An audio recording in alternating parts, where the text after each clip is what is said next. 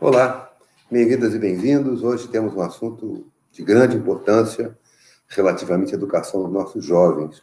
Nós vamos fazer uma conversa sobre a necessidade de um ensino médio com a potência transformadora, que seja inclusivo, que seja democrático e que dê aos nossos jovens condições de atuar, realizando seus sonhos e transformando a sociedade em que vivemos. Então, temos duas pessoas que conhecem profundamente o tema. Eu queria convidar, em primeiro lugar, Helena Singer, que dirige a Choca. Olá, Helena. Olá, André, todos. Feliz de estar aqui. Você está bem? Cuidando-se?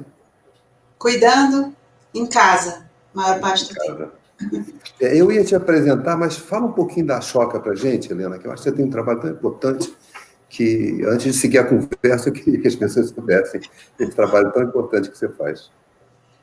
Então, a Choca é uma organização global, né? Está em mais de 40 países, há mais de 40 anos, que durante muito tempo se dedicou prioritariamente ao tema do empreendedorismo social, né? Criou esse campo como um campo possível de políticas públicas, de as pessoas se identificarem e se sustentarem a partir deste lugar, né, de transformar o contexto, transformar o mundo, né, criar formas de transformar o mundo com impacto,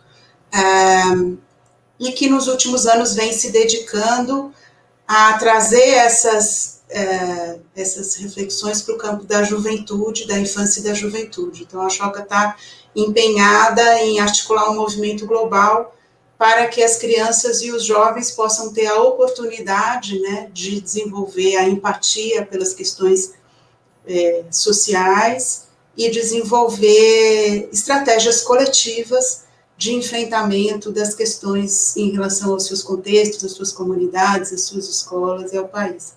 Então, para isso, a Choca vem trabalhando fortemente em vários lugares, inclusive aqui no Brasil.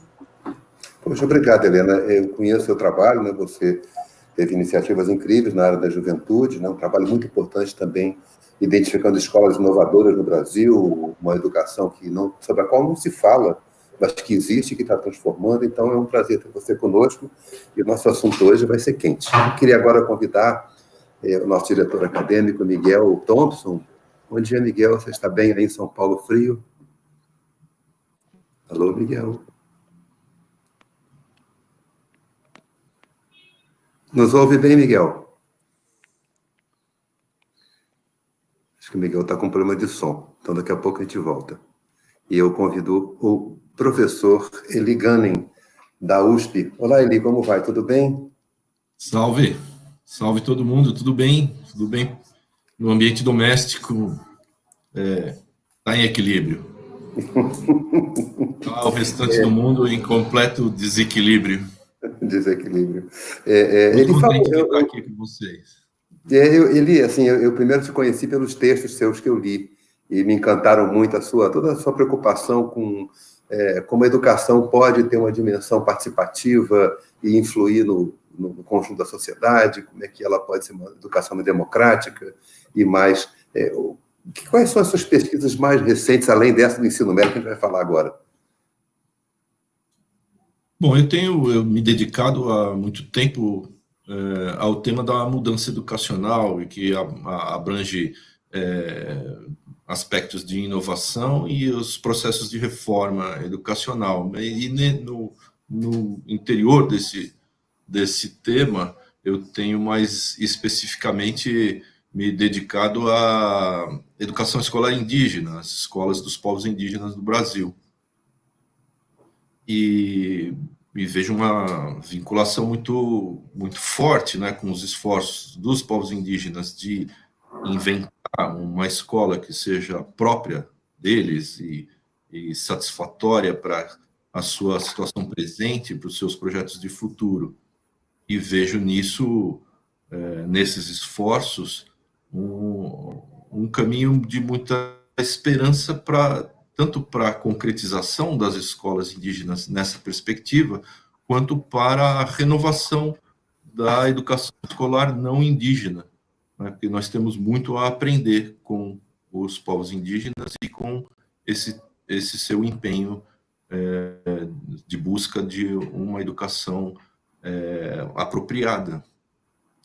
E junto com esse eixo das escolas indígenas, também tenho me dedicado ao tema da educação e dos direitos humanos, né, a relação entre educação e direitos humanos, e tenho colaborado com pesquisas, com orientação de estudantes de pós-graduação nesse tema também.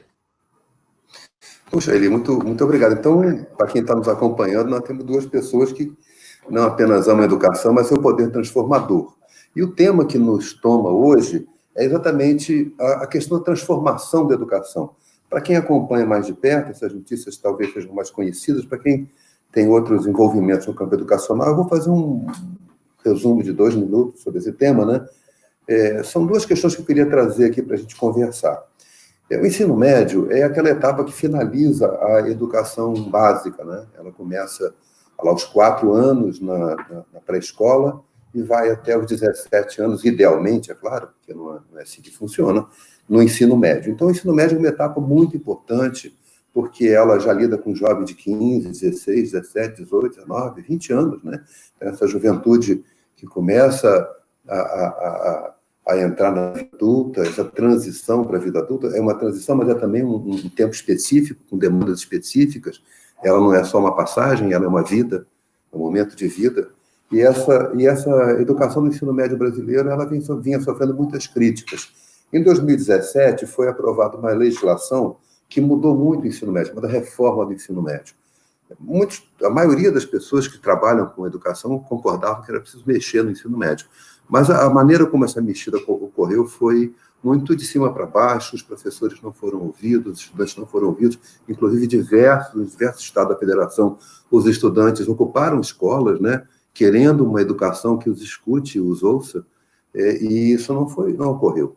Depois, a partir dessa reforma do ensino médio, ela traz muitas coisas que podem parecer interessantes e oportunas, a princípio, por exemplo, a ideia de educação integral, mas nem todas as jovens de 15 a 17 anos podem, ou todos os jovens que estão no ensino médio podem frequentar a educação integral, né? 20% das matrículas do ensino médio brasileiro são no ensino noturno, porque esses jovens trabalham de dia ou têm outras ocupações.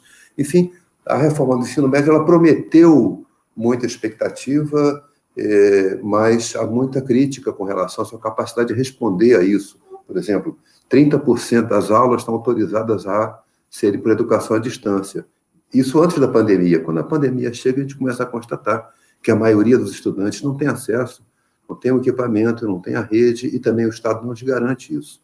Portanto, há muito debate sobre o que deve ser o ensino médio. Mas o debate que a gente vai trazer hoje não é exatamente sobre a reforma, é sobre qual o ensino médio que a gente precisa ter, de tal maneira que garanta a inclusão, a participação, a autonomia, uma visão democrática para os nossos jovens. Então, eu vou convidar aqui o nosso querido Miguel. Miguel é um professor, é um formador de professores, conhece muito esses debates do ensino médio, um autor didático. Poxa, Miguel, o cenário mudou. Mudou, eu tive que trocar o computador aqui porque não estava funcionando nada. Agora a gente vai ver a sua estante. E eu comprei ontem, entendeu? Então já botei aí. Mas já leu tudo? Ah, não, é mais cenário, não tem livro de verdade. Bom, deixa eu falar, André. Eu fui professor de ensino médio 25 anos, né? E, quer dizer, alguma coisa eu experimentei bem. E o ensino médio, de fato, é um grande gargalo civilizatório, né? A gente tem um problema grave, porque, no fundo, o ensino médio ele representa muito o modelo iluminista, né, do século XVIII, do século XIX, e que foi muito importante para a produção do conhecimento, para aprofundamento do conhecimento, né? Então, todo o século XIX foi gerando muitas ciências. Mas o mundo da complexidade, né, o que o sociólogo Bauman fala, o que o Edgar Morin fala, esse mundo complexo exige uma nova configuração cada vez mais os meios de transporte, os meios digitais foram deixando o mundo mais complexo. E isso vai exigir, a próprio corona, o novo corona, a gente está vendo que é quase uma grande metáfora do que a educação precisa. E a educação precisa trazer muitos campos do conhecimento para atuar conjuntamente e precisa formar investigadores. E, sobretudo, com essa crise ética que a gente está tendo, a gente precisa trazer os elementos dos valores. Então, a fusão de conhecimentos, a discussão coletiva, a relação ética com o outro, consigo, com a sociedade, a formação integral que vem na BNCC, estão exigindo uma mudança. Essas mudanças são dolorosas, elas demoram muito, mas eu acho que todos os professores têm que entender que chegou uma hora da gente mudar o modelo, não só do ensino médio, mas da educação como um todo. Bom, então é sobre mudanças de modelo que a gente vai conversar hoje. Eu queria pedir a Helena, assim, o trabalho que... o documento que nós oferecemos ao público, foi um esforço muito grande que você coordenou junto com o professor Eli, ele propõe um ensino médio que seja inclusivo, democrático, integral e transformador. Fala um pouco do processo e de como você vê a contribuição que o documento pode oferecer para o debate brasileiro hoje. André, esse processo, na verdade, ele começou em 2018, né? Diante de uma constatação entre várias organizações que atuam no campo da educação, universidades, escolas e organizações da sociedade civil, de que não havia ainda um adensamento, né, sobre uma visão clara de como seria o ensino médio ideal para o Brasil, né? A gente avançou bastante nos debates, nos documentos, nas consolidações e nos alinhamentos em torno de uma visão para a educação infantil e mesmo para o ensino fundamental na perspectiva da educação integral. Mas o que é educação integral para o ensino médio? E a gente constatou que já havia muitas propostas, mas que essas propostas não eram conhecidas pelas próprias organizações que participam desse ecossistema, né? Às vezes se criava um processo de elaboração de propostas, mas esses documentos ficavam restritos a um universo muito pequeno. Então, a gente criou essa iniciativa para trazer educadores, estudantes e pesquisadores em diferentes lugares do Brasil, né? Aconteceram seminários em São Paulo, na Universidade de São Paulo, em Rondônia, em Brasília, para debater essas propostas e outras propostas, né? De acordo com o que também fossem surgindo a partir da troca de ideias desses diferentes atores. E esse processo durou quase um ano, foi muito rico, muito interessante, mais de 500 pessoas participaram, de mais de 100 organizações, bastante participação ativa mesmo dos estudantes, que trouxeram ideias novas, né, e importantes também, e a gente poder constituir 27 propostas num documento curto, rápido, né, de ser lido, de ser conhecido, e que talvez ajudem a gente a criar um campo comum a partir do qual a gente pode debater como é que a gente cria esse ensino médio, que certamente não é tarefa só da escola, não é tarefa só da Secretaria da Educação. O que essas propostas revelam é que ensino médio, especialmente essa etapa da educação básica, ela é muito relacionada com um projeto de desenvolvimento para o país, né? Porque a gente está falando da juventude, e a gente está falando da juventude na etapa em que ela entra no mundo do trabalho. Então, exatamente tem que mobilizar e se articular com os diversos agentes do ecossistema da juventude também, né? E a gente depende desses diversos agentes para constituir o ensino médio que a gente precisa, né? A gente não vai conseguir fazer isso isoladamente só no campo da educação. É muito alentador essa visão que compartilha a responsabilidade. Nós, educadores, por muitos momentos, nos sentimos como que solitariamente responsáveis por desafios extraordinários e que chegam à escola, mas não são criados na escola, eles desagam na escola. Professor Eli, você fez um comentário que me toca e que nós podemos aprender muito com a educação indígena, porque, na verdade, ali se faz uma educação muito articulada com o cotidiano da vida. A vida e a escola têm um diálogo intenso e criativo. Dessas propostas que nós elaboramos, que nós publicamos, mas que foram elaboradas nesse processo, elas estão organizadas em 5 grandes grupos, né? Juventude e modos de vida, construção democrática da política, perspectivas curriculares, escolas com projetos inclusivos, responsabilidade da sociedade com a juventude e a gestão educacional. Nós colocamos aqui o QR Code na tela, para as pessoas baixarem gratuitamente essa publicação, que é uma publicação maravilhosa, ela é muito objetiva e muito prática. Eu queria que você apresentasse um pouco para a gente como você vê esse conjunto de propostas, porque eu participei de alguns debates e via sempre um olhar seu que conectava a escola com o mundo, quer dizer, que não deixava a escola se isolar, que não permitia que as pessoas imaginassem uma escola que não tivesse compromisso e apoio societário. Como é que você vê, o que você destacaria nas propostas apresentadas no documento? André, eu acho que, primeiro, há 2 ideias importantes e fortes nesse documento que precisam ser destacadas.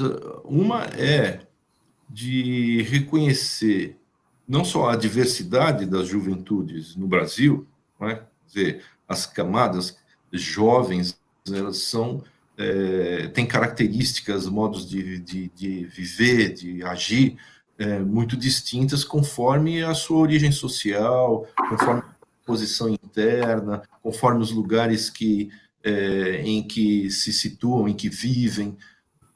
Então, reconhecer essa diversidade em termos práticos é extremamente importante, especialmente porque as políticas educacionais têm característica de serem homogêneas, né? São medidas que são concebidas para serem aplicadas uniformemente em todos os lugares. Então, reconhecer essa diversidade é extremamente importante para que essas medidas sejam compatíveis com essa diversidade. E não apenas a diversidade das juventudes brasileiras, mas reconhecer o seu potencial de intervenção na realidade, que inclui a própria participação na construção das políticas públicas no Brasil e, particularmente, as políticas públicas que se voltam, que são dirigidas para as próprias juventudes. Quer dizer, aqui temos uma ideia que contraria um costume antigo, quer dizer, de que as políticas públicas são diretrizes emanadas pelos governos para uma população que deve recebê-las apenas como potencial beneficiária e não como ativa participante da concepção das alternativas para a sua vida. Então, essa é uma característica importante de uma orientação seguida por esse documento, por essas propostas. Outra que eu quero destacar é a de que, também contrariando um costume muito arraigado, de que as unidades escolares precisam ter preponderância na definição dessas políticas. Isso é contrariar um costume antigo, porque, além das políticas serem uniformes, elas são determinações de cima para baixo, né? Então, as escolas precisam efetivamente de autonomia, né? São organizações que precisam ter crescente autonomia, e isso não é uma invenção desse conjunto de propostas, isso já está consagrado na nossa lei, especialmente a Lei de Diretrizes e Bases da Educação Nacional, desde 1996, mas que é uma orientação que não costuma ser seguida, não é? De novo, essa ideia de uma uma linha de comando do topo da administração dos sistemas públicos sobre as escolas. Então, fortalecer as escolas como organizações que têm uma vida própria e que, com isso, podem oferecer variedades de trajetórias de aprendizagem, experimentar diversidade de linguagens, de expressões, elaborar projetos próprios e realizá-los. Essa orientação me parece bastante importante de ser enfatizada. E essas duas ideias gerais, da diversidade e do potencial das juventudes e do fortalecimento das unidades escolares, são orientações que nas propostas tiveram desdobramentos mais específicos, em relação, por exemplo, às formas de avaliação que se pratica, avaliação no âmbito escolar. Então, há propostas para que essas formas de avaliação considerem também a participação da juventude em projetos comunitários, em ações coletivas, não só dentro da escola, mas no ambiente externo, de imediato o mundo local em que as escolas estão situadas, mas não se restringindo aos limites da comunidade imediata, e há outras especificações e propostas que a gente pode e deve assinalar na sequência dessa nossa conversa. Poxa, obrigado, Eli. Eu acho que você tocou em dois pontos que são... e é curioso, estão na legislação com clareza, né? Mas a sua execução ainda é uma disputa duríssima, né? Duríssima. Outro dia você comentava como isso também afeta na questão da educação escolar indígena, ou seja, as imposições estranhas àquilo que são os costumes comunitários. A Bia me informou aqui, a Bia nos acompanha lendo os comentários e perguntas nas redes. Olá, Bia, tudo bem? Bom dia. Antes de passar a palavra, Bia, eu queria só fazer um comentário, por favor, fique conosco aqui. Rapidinho. Eu não sei se a pessoa tem ideia da grandeza do que nós estamos falando, né? Nós temos no ensino médio 7,5 milhões de matrículas no ensino médio brasileiro. Desses 7,5 milhões de matrículas, 6,5 estão em escolas públicas e quase 1 milhão em escolas privadas. Então, quando a gente fala das juventudes, que o Eli falou e que Miguel também falou, é disso que nós estamos falando. É de um universo enorme e distribuído desigualmente entre diferentes instituições. Então, Bia, desculpe tê-la feito esperar. Por favor, o que você tem para nos contar ou nos perguntar? André, os comentários aqui estão começando a esquentar. Muita gente gostou do que o Eli acabou de falar sobre a autonomia das escolas, né? Eu separei uma pergunta da Ana Paula Pietri, que ela faz uma colocação bastante interessante, que é uma coisa que a gente vem discutindo muito, né? O assunto inevitável do cenário pós-pandemia, né? Inclusive dá o nome desse ciclo de webinários que a gente está fazendo pela Fundação Santiliana, né? Que é Reflexões para um Mundo Pós-Pandemia. E ela diz o seguinte, né? Um cenário pós-pandemia, onde já prevemos uma grande evasão escolar e o acirramento das desigualdades, ela pergunta quais são os desafios que se apresentam quando se considera a formação integral do sujeito. Muito bom, obrigado, Ana Paula, muito bom. É uma preocupação muito forte. Eu vou pedir ao Miguel que nos ajude a pensar essa questão que a Ana Paula trouxe para nós. Obrigado, Ana Paula.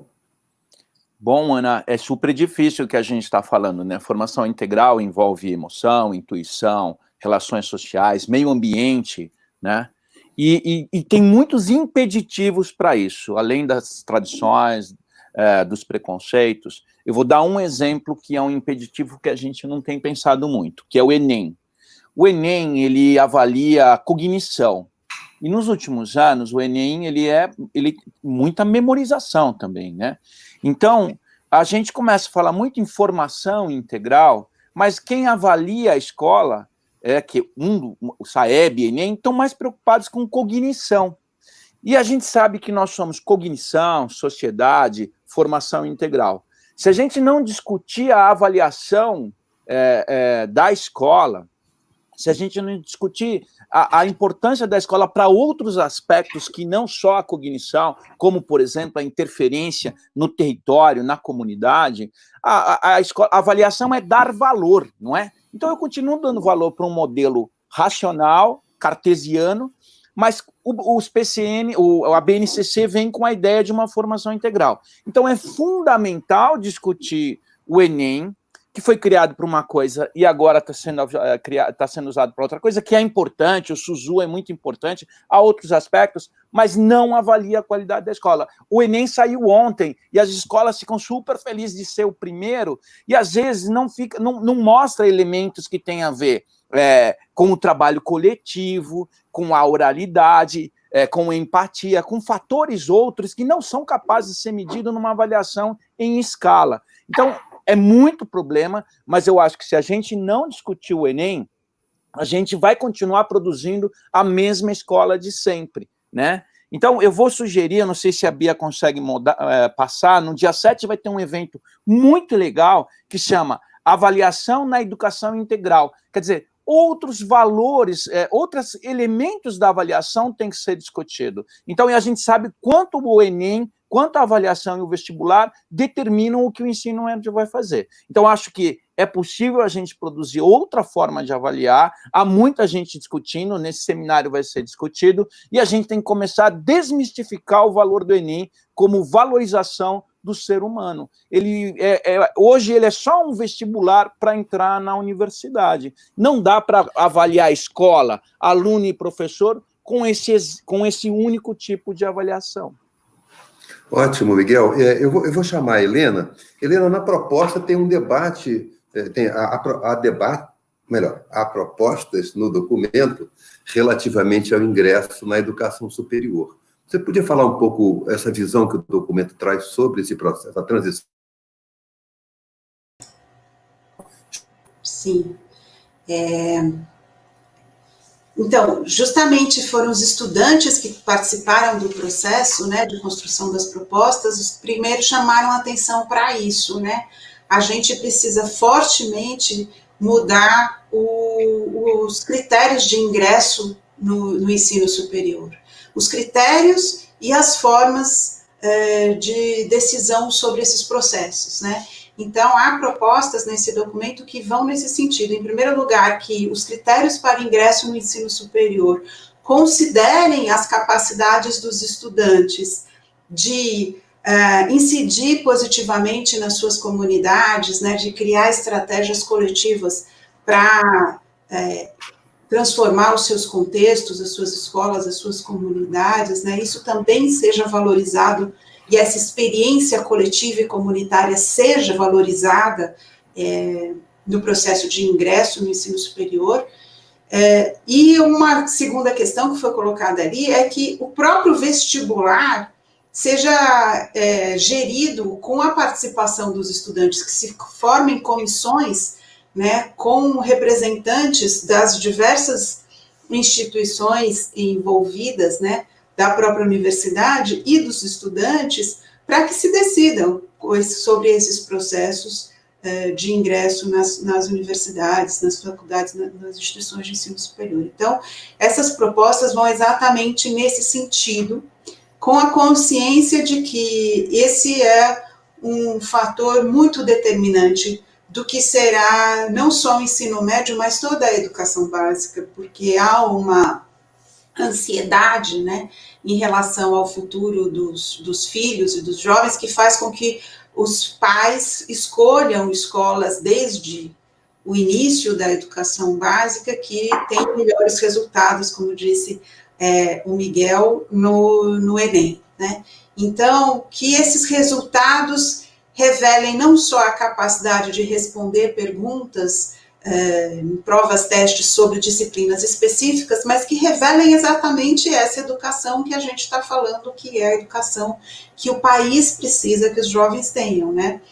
Que desenvolva suas habilidades, suas competências e os seus valores, né? Que consigam valorizar e que consigam realizar, criar novas possibilidades e realizar coletivamente projetos para o bem comum, né?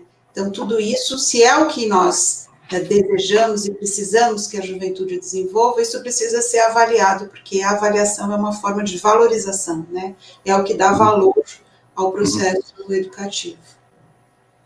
Eu vou pedir ao Eli. O Eli é de é a mais prestigiosa universidade brasileira, né? A USP. Talvez a melhor posicionada nos debates internacionais, mas também é uma universidade muito elitista, né? Muito resistente às políticas de inclusão. Você sente, Eli, que essas sugestões de comissões, por exemplo, há no documento um argumento que me toca muito, né? As responsabilidades da sociedade com as juventudes, né? Não é apenas educação, mas há um conjunto de ações que devem ser atendidas de tal maneira que os jovens se sintam acolhidos e integrados, né? E uma da ideias é a comissão das universidades para transformar o vestibular. Você sente na universidade essa abertura para um diálogo da sua natureza social? Ou como é que você vê essa possibilidade de um acolhimento mais amplo de estratégias que não sejam apenas cognitivas, testes de larga escala, vestibulares massivos? Que diálogo você vê no interior das instituições sobre isso?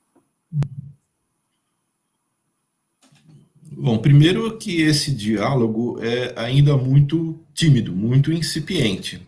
E as características da educação superior no Brasil, e particularmente da Universidade de São Paulo, são, originariamente, né, são instituições que foram criadas para a formação de elites dirigentes. A USP foi criada em 1934 expressamente com essa intenção, de formar governantes, elites dirigentes com fundamentação científica. E isso, a parte da fundamentação científica é bastante positiva, mas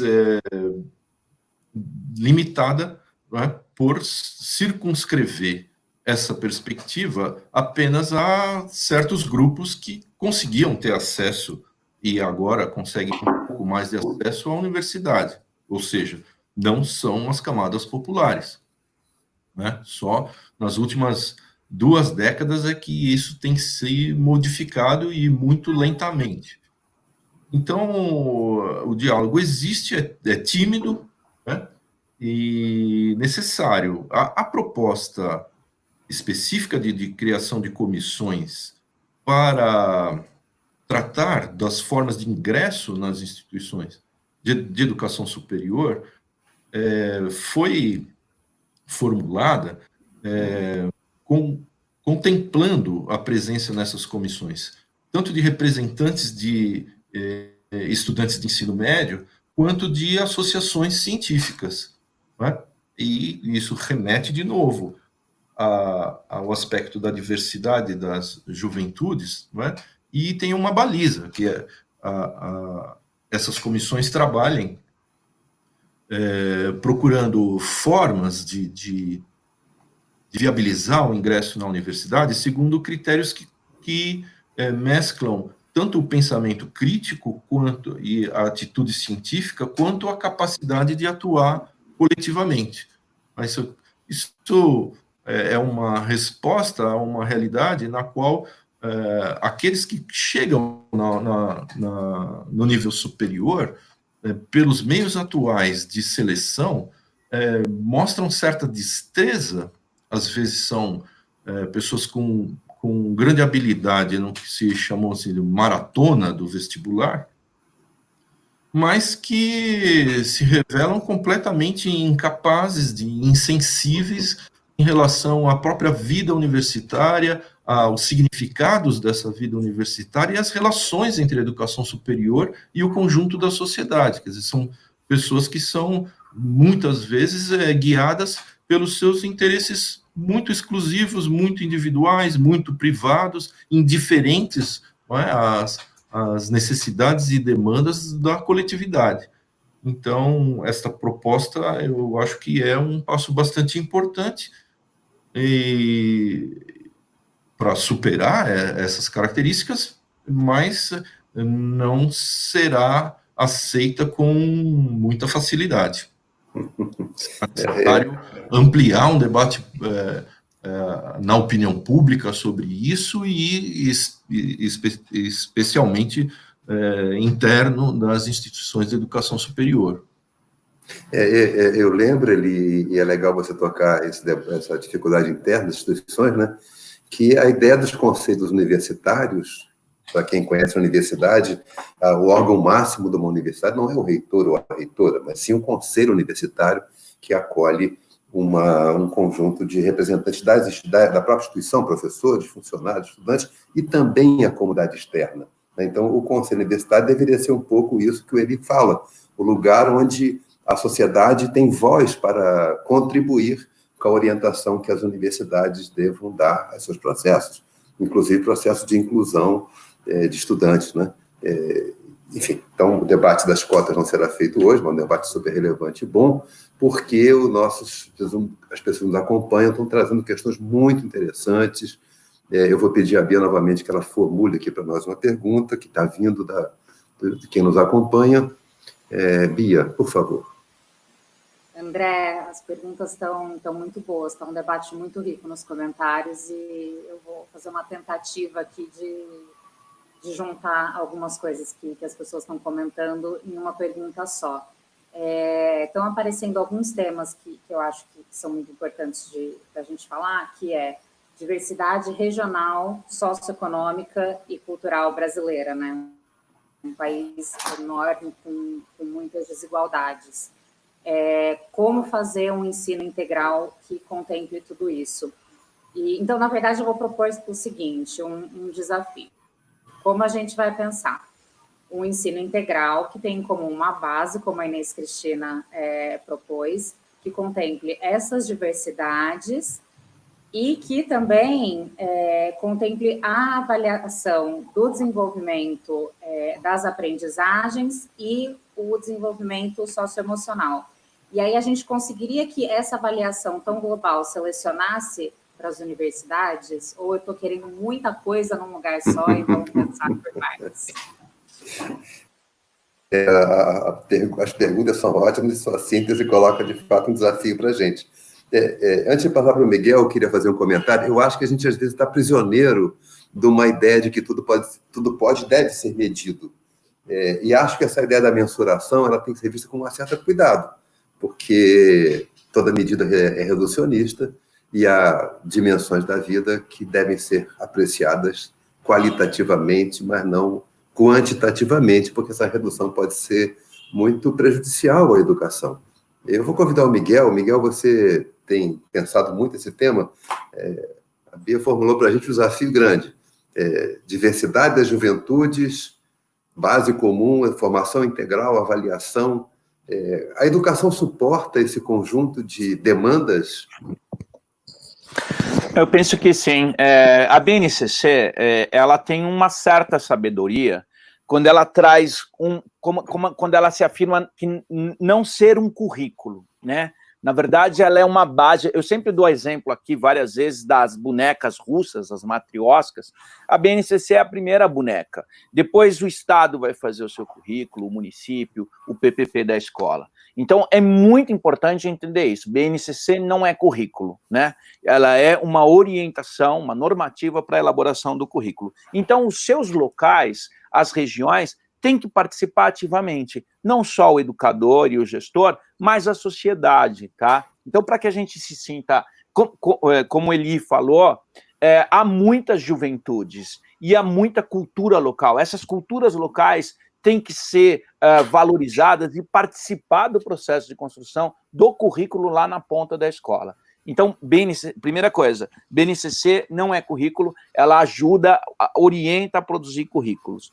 A questão da integralidade é um problema, porque, assim, no final, tudo começa a virar mercadoria. Então, você começa a ver vários microprodutos, muitas empresas produzindo aula de formação integral, de aula de socioemocionais. Eu não vejo nenhum problema que as empresas produzam seus produtos, mas que a gente tenha uma visão crítica, porque senão acaba caindo num modelo comportamentalista, behaviorista, e tudo acaba virando mercadoria na sociedade capitalista.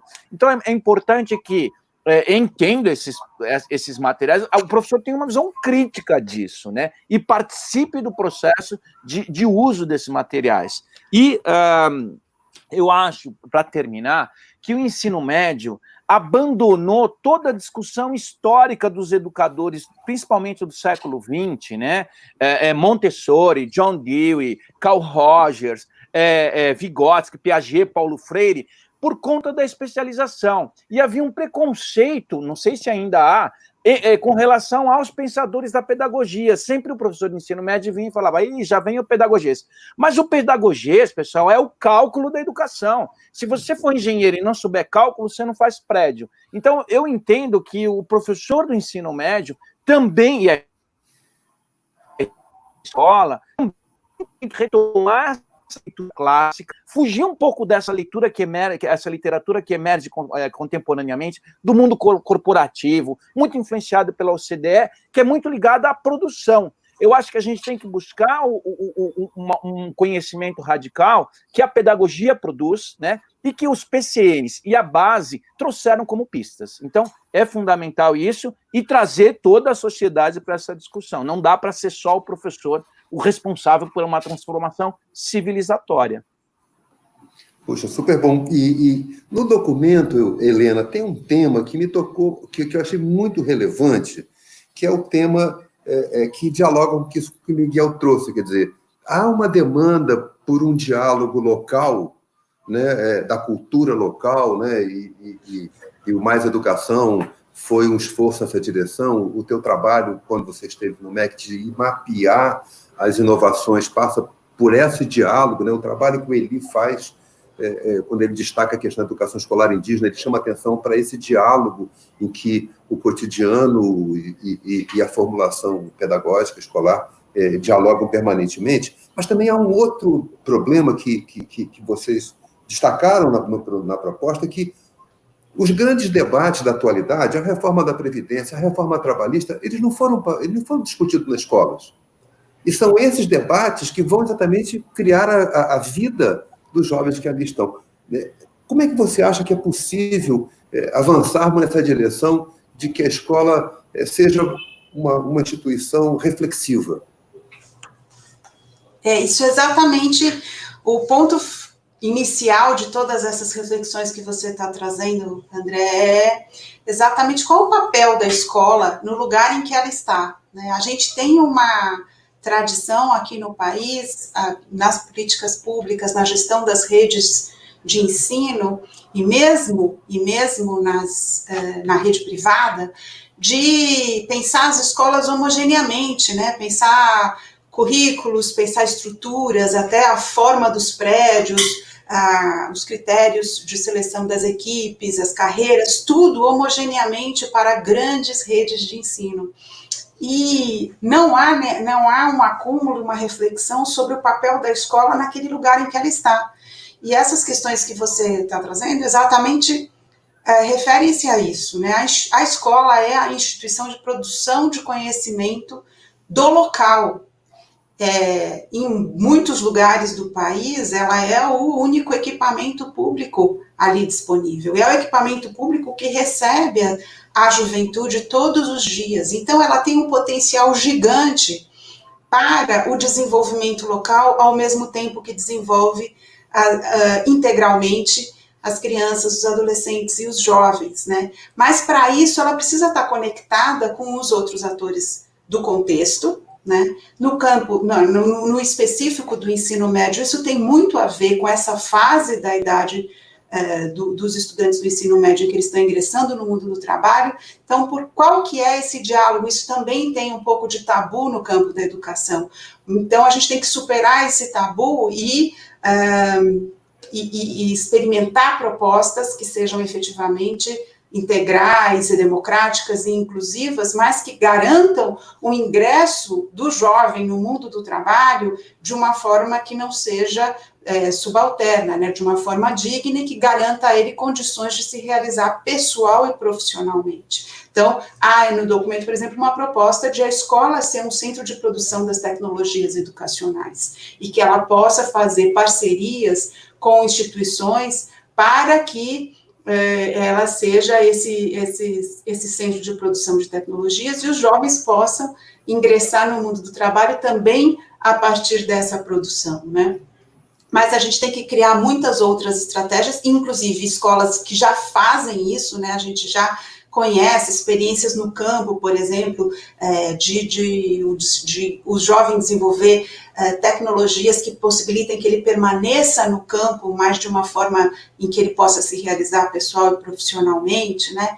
Então, esse debate, essas estratégias, essas experiências precisam ser conhecidas, aprofundadas e ampliadas para que todos tenham oportunidade de participar. E do ponto de vista também da política, né, que você trouxe, como é que a escola também é um centro de debate político. E isso também tem a ver com a fase que o estudante está no ensino médio, porque é quando ele se torna eleitor, e qual que é o espaço, o ambiente dentro da escola para que haja uma reflexão qualificada sobre isso, de agora você se tornar eleitor, né? Isso deveria estar no centro do currículo da escola, né? Muito bom, muito bom. Eu queria pedir ao Eli, você comentou na abertura o seu trabalho com educação e direitos humanos, né? Ontem o Brasil viveu um fato muito importante ser registrado, né? Que foi a greve dos entregadores não sei nem como qualificar esse trabalho, né? Eles são tratados como empreendedores, né? E essa greve dos entregadores, ela suscitou alguns debates. Debate se é oportuno, debate se é justo. E o que a gente vê, ouvindo o relato deles, é que há condições dos direitos humanos sendo violadas ali, né? Direitos mínimos sendo violados na relação dessas empresas com seus entregadores. Você trabalha com educação e direitos humanos. O Miguel, certa vez, comentava que os executivos dessas grandes empresas, os formuladores dos aplicativos, são todos estudantes vindo das melhores escolas que há, aqui e fora do Brasil, né? As melhores escolas. Falta educação em direitos humanos?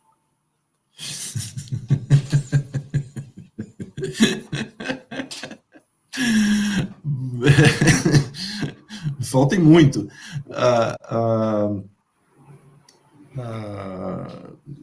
Primeiro porque a própria educação não tem sido vista na opinião pública como um direito humano, né? Entendendo o direito humano como o direito de qualquer pessoa, independentemente das suas características individuais, né? E um direito que ela, né? Não importa a forma como ela pensa, a forma como ela age, o sexo, a idade, o lugar de onde vem. Todos têm direito a isso.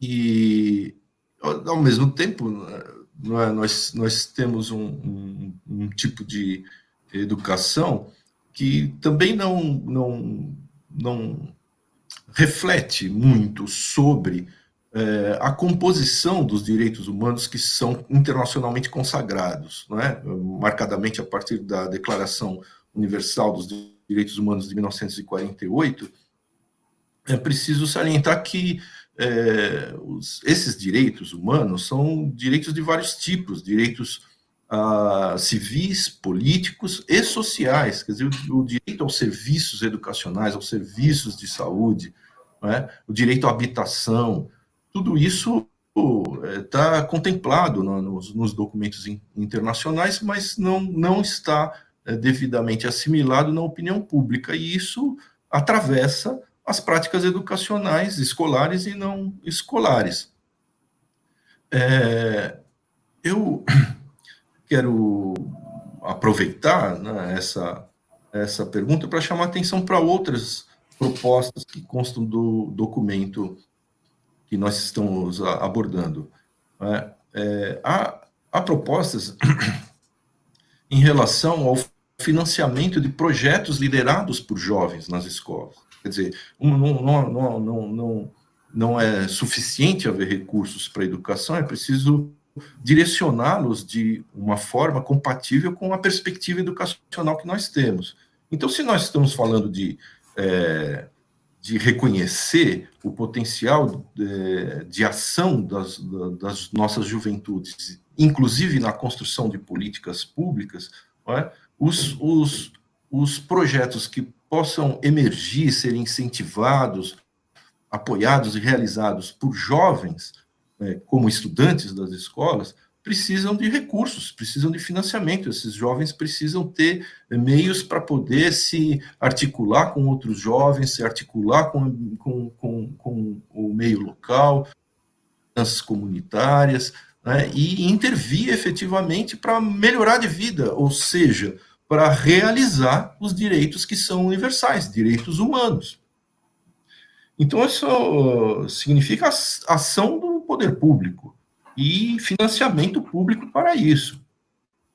Isso se conecta com outra proposta, né, voltada para a autonomia da unidade escolar, que está sendo entendida como uma simples independência de cada estabelecimento, não é? Mas uma afirmação da sua capacidade como coletivo nos moldes de essa organização, a unidade escolar, ser gerida democraticamente, ou seja, envolver a maior parte das pessoas e a maior variedade de categorias nas decisões sobre a sua própria educação. E não só decisões que dizem respeito ao funcionamento de um estabelecimento, mas decisões sobre a rede escolar, sobre as formas de contratação dos educadores, das professoras, dos demais profissionais das escolas. A principal despesa em qualquer atividade educacional é com a manutenção de pessoas, né? São salários.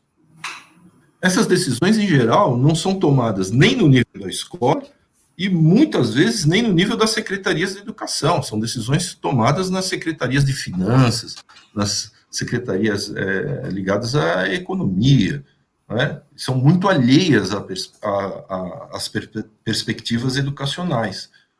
E, junto com isso, a proposta de que as escolas sejam centros de debates públicos a cada 2 anos, não só sobre as formas de gestão financeira, pedagógica, administrativa da educação escolar, mas, como já foi dito, sobre a vida sociopolítica em geral do país, que engloba as reformas, não só as reformas do ensino médio ou as reformas relativas à educação escolar, mas as reformas política, a reforma trabalhista, a reforma da Previdência, tudo isso que afeta justamente a vida comum das pessoas e os seus direitos.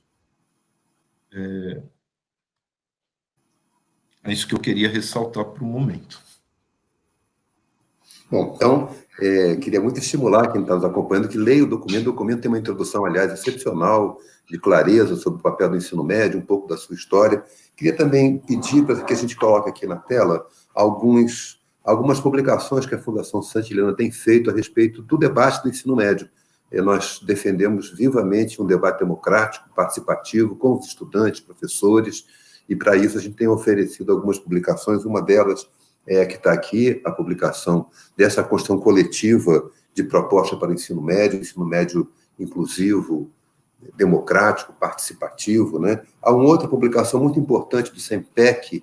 O SEMPEC fez, um parceiro da Fundação Santillana, fez um estudo sobre políticas para o ensino médio e desigualdades escolares e sociais. Então, como o tema da desigualdade é um tema para o qual a Santillana dedica bastante atenção, né, ela mereceu essa publicação que está muito, muito rica, porque levanta, inclusive, o debate que eu argumentei aqui sobre o ensino noturno e a ideia do tempo integral. Não vou nem falar da educação integral, porque tem outra complexidade. Há um livro muito bom também que publicamos, do Simon Schwartzman, é um grande conhecedor de educação, um grande autor, já dirigiu a CAPES, tem uma larga experiência educacional, e ele publicou um trabalho, Educação Média e Profissional do Brasil, nós temos falado pouco da educação profissional, que é um tema que também acho que merece toda a consideração. O Brasil teve iniciativas grandes, ampliou a rede de institutos, mas a cobertura da educação profissional ainda é baixa no país. E, por fim, um livro do José Clóvis e Jonas Tarcísio. José Clóvis foi secretário de Educação do Rio Grande do Sul, do Estado do Rio Grande do Sul, e tem um livro sobre ensino médio e os desafios da experiência. Então, é uma maneira que a gente tem de contribuir com o debate, além desse encontro tão rico com o professor Eli e a Helena. É um privilégio para nós tê-los aqui. Miguel, você falava um pouquinho da metáfora da matrioska, aquela bonequinha russa que vai sair uma dentro da outra, mas parece que há algumas etapas que a boneca não abre mais, né? Botaram cola na boneca, né? Ela não chega lá embaixo. Como é isso, Miguel? Dá para descolar a boneca e abrir? O Miguel está sem som. Miguel está sem som. Toda vez eu tiro o som. Há uma discussão muito importante aí. É necessário uma participação maior, né, da comunidade nesse processo, né? Em termos estruturais, em termos formais, há muitos conselhos, né? Conselhos da escola, né? Onde a gente a própria prefeitura tem conselho. Então, a gente primeiro precisa ter essa participação coletiva, né?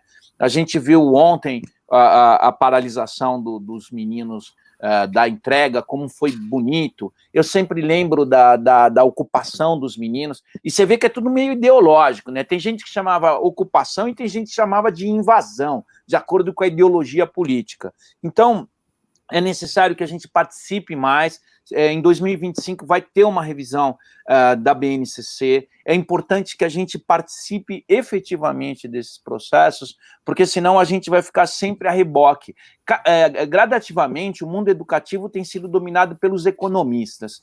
Não tem nenhum problema contra economista. Eu até pedi para citarem 3 economistas que eu gosto muito, que trouxeram uma visão da economia mais humana, né, que é o Peter Drucker, né, o Daniel Kahneman. Eles que trouxeram uma visão comportamental para o mundo da economia. No entanto, a gente está dominado por economistas fiscalistas, eles estão só olhando a planilha e não estão olhando o ser humano. Então, a gente tem que começar, junto com economistas, antropólogos, gente muito rica que está querendo ajudar a educação, participar dos processos educativos. Eu tenho visto muitos eventos, muitos congressos que não tem nenhum professor. Congresso de educação, onde você tem lá 5 caras falando e nenhum é um professor de sala de aula. Não dá para aceitar isso mais. Tem que ter, no mínimo, um professor de sala de aula numa discussão dessas. Não tem congresso de médico que não tenha médico, não tem congresso de economista que não tenha economista. Então, a ação política da gente como profissional vai ser cada vez mais importante para que não ocorram processos como uma reforma curricular, onde a fala do professor é menos importante que a do economista ou de um técnico que está há muito tempo longe da sala de aula. Então, essa matriosca ela tem que ser reconfigurada a partir da participação ativa da gente quanto cidadão e quanto profissional professor. Bom, estamos empenhados em contribuir nessa direção. Nós estamos chegando ao fim, mas eu não queria concluir sem fazer um comentário e pedir também a que os nossos convidados comentem, que é o tema do Plano Nacional de Educação. Então, em 2014, foi aprovado um plano que foi um processo de debate fantástico, riquíssimo na sociedade brasileira. E esse plano tem 20 metas para os diferentes níveis de ensino, a meta última sobre financiamento, que já foi detonada completamente com a medida que impôs a emenda constitucional dos tetos de gastos, que congela os investimentos em educação, e nós temos em torno de 3 milhões de crianças e jovens fora da escola, e precisamos de recursos para a educação. Não há laboratórios de ciência nas escolas, não há quadras, área para práticas culturais e artísticas, como pequenos teatros, enfim, há muito desafio para a educação, e sem recurso nós ficaremos com maiores desigualdades e maiores problemas.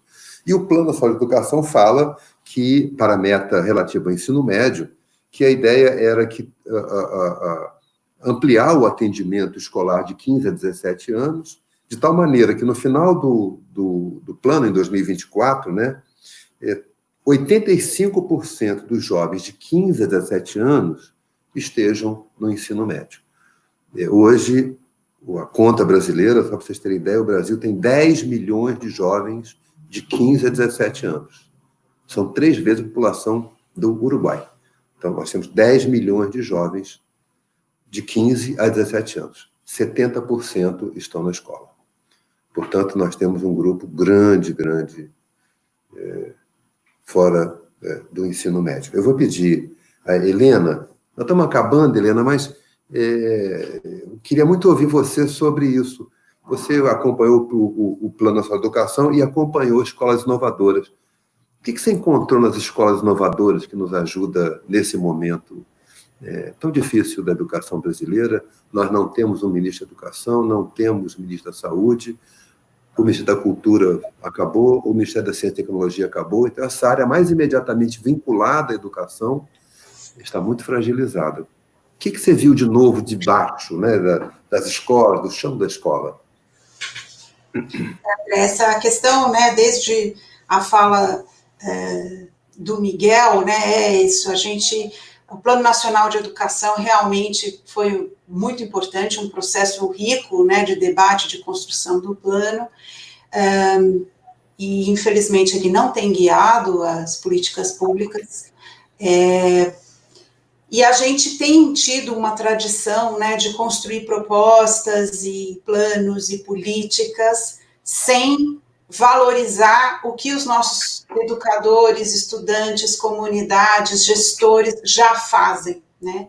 Em geral, o caminho vem sendo sempre de ir buscar fora do país, de ir buscar fora da área de educação, lá na economia, modelos prontos, que prometem muito, entregam pouco, né, que prometem entregar em larga escala, por baixo custo, as pessoas aprendendo o mínimo para que se insiram precariamente no mundo do trabalho, né? E com prazos longuíssimos ainda, não, daqui 60 anos a gente vai atingir o nível mais baixo dos países desenvolvidos e ainda acha que isso vale a pena, um investimento que vale a pena.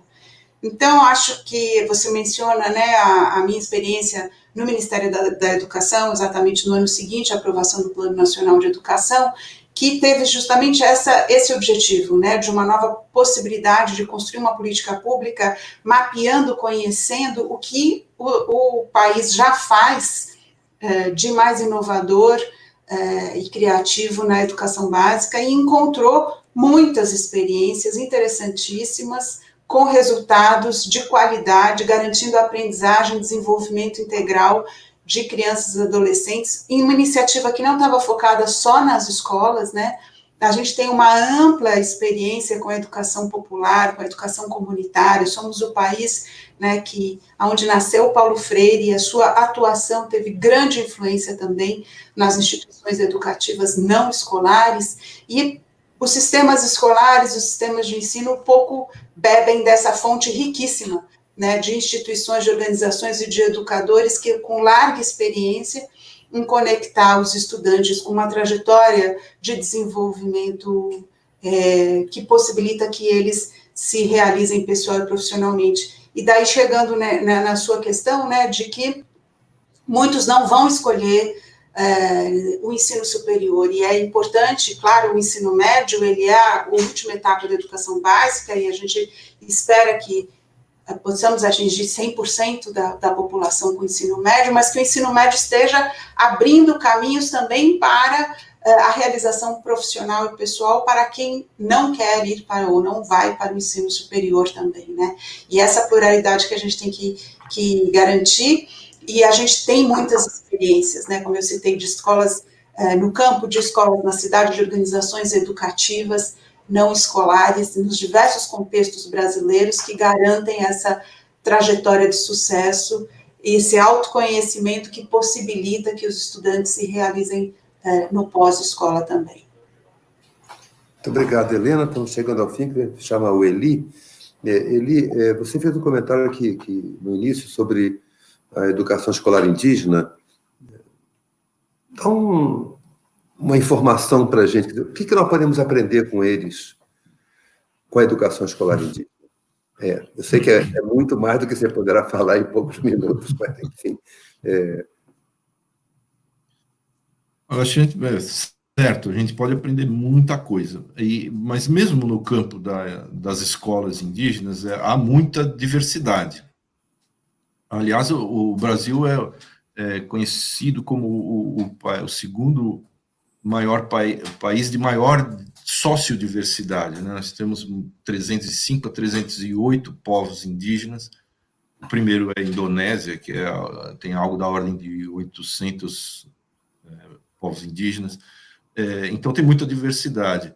Mas eu acho que um traço bastante marcante é que os povos indígenas têm resistido desde o surgimento, da criação disso que a gente chama Brasil, têm resistido em afirmar os seus modos de vida, as suas culturas, as suas tradições.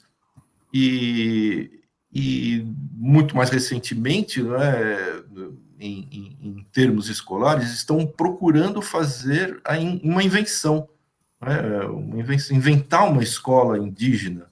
É algo aparentemente contraditório, porque a escola é uma instituição de branco, é uma instituição não indígena.